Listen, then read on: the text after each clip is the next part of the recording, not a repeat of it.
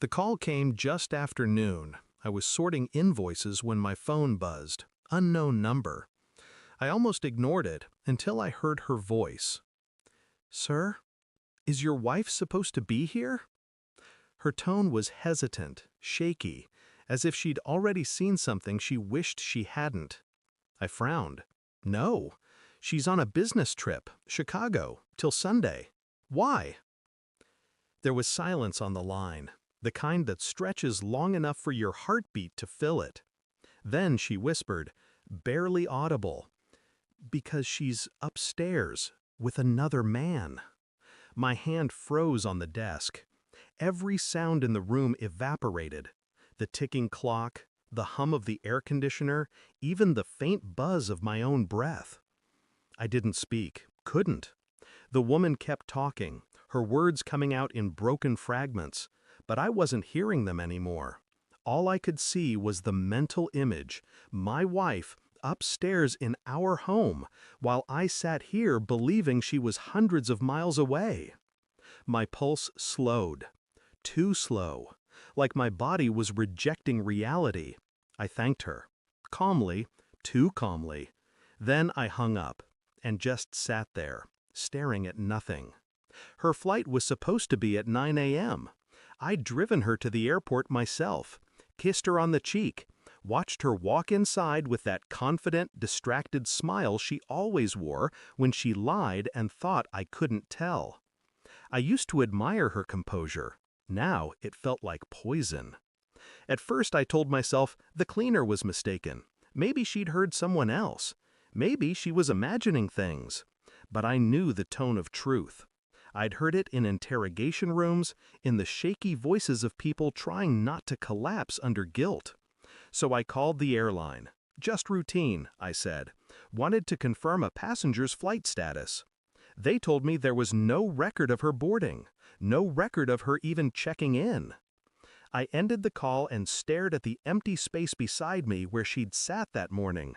Her travel bag had looked too light, too planned. That night, I didn't sleep.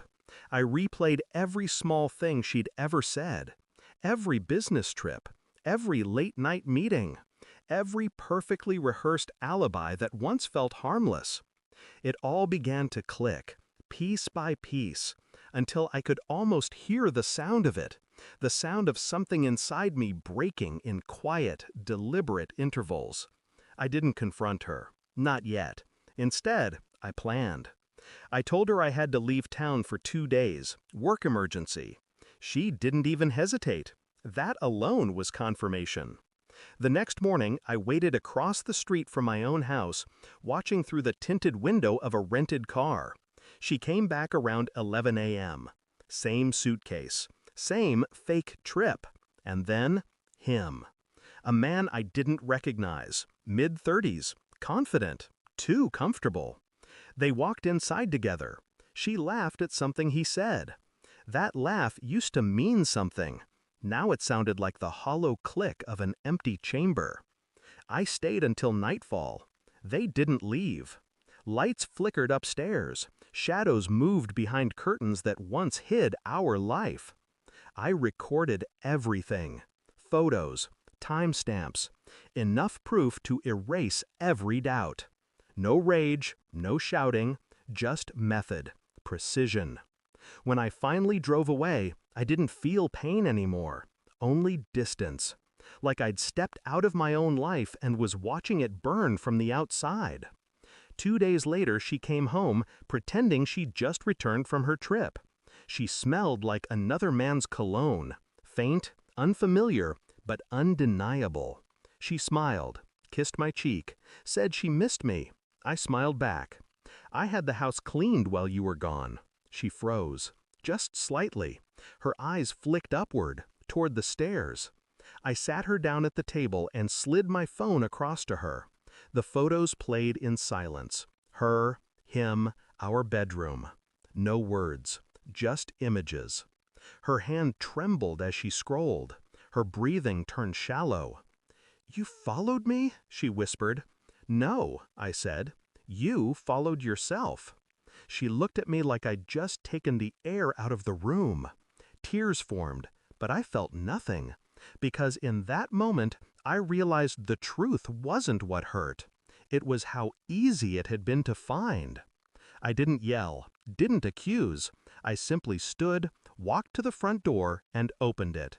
He was outside, the man. I'd invited him earlier under the pretense that she wanted to talk. When their eyes met, she went pale. He stammered her name. She looked from him to me, understanding exactly what I'd done. I said nothing, just stepped aside. "Talk," I said quietly, and walked past them, leaving them both standing there, trapped in the same lie they'd built together. Their voices followed me down the driveway, pleading, accusing. But I didn't turn around. I never saw her again after that night. She sent messages, apologies, explanations, rewritten histories, but I didn't read them. They all began the same way. I made a mistake. No. She made a choice. The woman I married died the moment she decided deceit was easier than truth. Now the house is quiet, cleaner somehow. The air feels lighter. Sometimes, when the wind moves through the hall, I still imagine her laughter echoing upstairs. Then I remember what I heard that day, and I let it fade.